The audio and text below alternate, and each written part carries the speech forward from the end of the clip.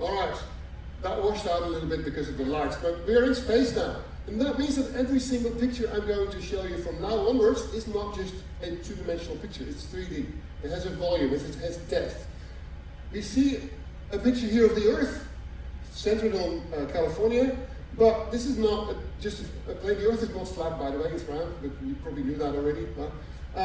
The size of the image are 6,400 kilometers behind the front of the image, because the Earth is round. The Earth is a beautiful planet.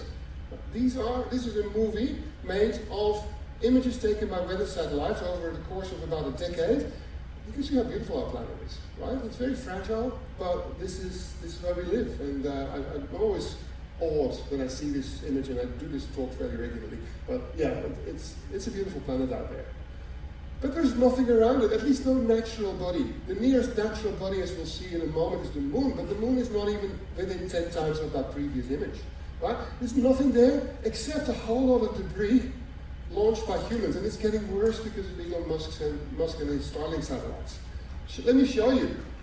This is a timeline from 1957 when the Soviet Union launched Sputnik 1, the first satellite, until about 2014 or 2015, and you will see how the number of satellites and space debris is proliferating in what we call low Earth orbit. And you can see it's terrible. It's actually getting quite dangerous to go up in space, because all these little bits of space debris, if they hit you, that might cause you to crash or to lose oxygen, for instance.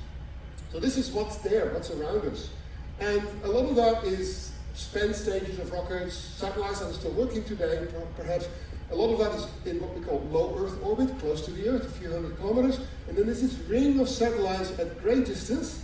That's about 36,000 kilometers away, and that's what we call geostationary satellites. They're sitting at the same point above the Earth at any given time.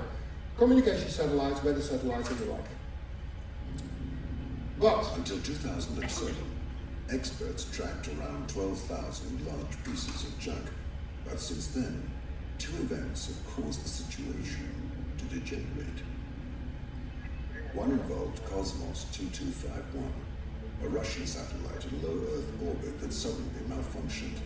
The Russians could no longer communicate with it and were unable to deorbit it to Earth.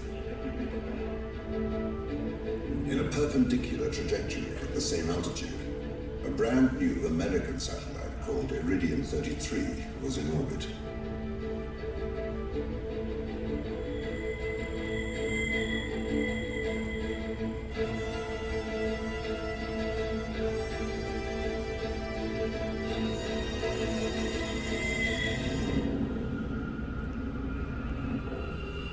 The impact. Right, and a lot of that debris is still going around the Earth. Some of it sometimes impacts the International Space Station, and recently the Chinese held off returning a crew from their space station back to Earth because there had been an impact of a little piece of debris onto their return capsule, and so they wanted to make sure it was safe before sending the taikonauts, the Chinese astronauts, back to Earth. So this is getting more and more important, more and more dangerous actually for human life out there. Now, once we get beyond the near Earth orbit, the nearest natural body is the moon, and this is Earthrise over the moon. And this was first seen by Apollo astronauts in the 1960s, of course, and it never ceases to surprise me. You know, the Earth is such a small little blue ball out there in the vastness of nothing, not really. The moon, by the way, has been mapped by the Hubble Space Telescope quite extensively, and not many people know that. So this is a movie that shows you pictures of the moon stitched together, taken with the Hubble Space Telescope. You can see the exquisite detail, and also the moon is a lifeless place. There is no atmosphere, it's just rocks and a lot of craters. The moon actually acts a little bit like a vacuum cleaner for the Earth. Bits of rock that are hurtling towards the Earth from intersolar space, intersolar system space, might be attracted by the gravity of the moon, so they don't hit the Earth, but they hit the moon, which is a good thing for us, by the way.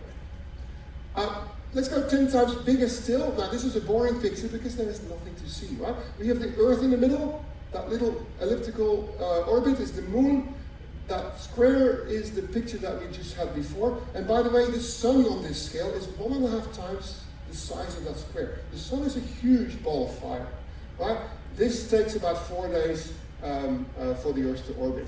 I'm not going to talk about this. That's all right. 10 times bigger still, and what do we see? Still nothing, the space is empty. Now, that's the key message I want you to take away. Okay, space is really empty and we're quite fragile on a small ball of rock with a tiny little atmosphere around it. But now, on this scale, we see, well, we know that there are two other planets within this distance. We have an inner planet here called Venus and the orbit of an outer planet called Mars. We're now at step number 11 out of 25. Right? Now this is Venus. We can't see much of Venus. Venus has a massive cloud layer around it, so massive that you can't peek through it easily. So nothing much seems to be happening, but that cloud layer acts like a blanket, and so there is a runaway greenhouse effect happening on Venus. It's getting very hot because of that greenhouse effect. We can use radar, so Venus does have craters, not as many as the Moon, because the atmosphere burns up a lot of what's falling into it.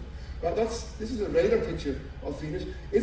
The atmosphere is very toxic. It's not a good place to go to, and even robotic missions, they live for maybe an hour and they die. And that happened in the 1960s when the Russians, or the Soviets at the time, sent a number of spacecraft to the surface of Venus. And this is one of the few pictures we have of what the surface looks like. Because this probe landed safely, and then it worked for about an hour and then it stopped working because of the toxicity of the atmosphere. Really a very bad place to send anything to. Much better to go the other way, to Mars. Now this is an animation made of what Mars should look like. Mars has a tiny little atmosphere, 10% of that of the Earth. It's pretty much a dead planet, we think.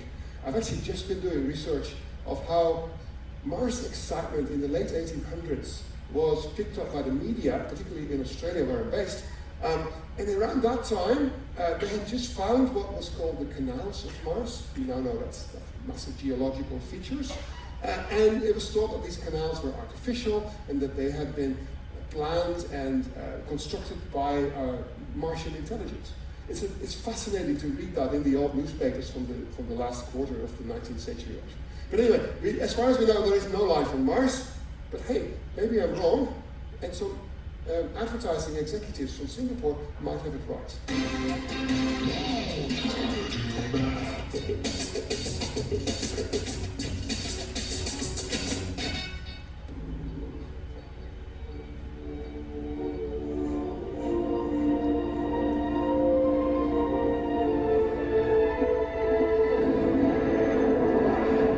Take it left 20 degrees.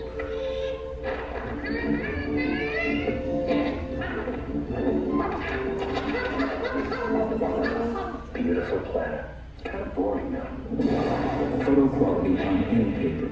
Photo rec tube. Only from HP.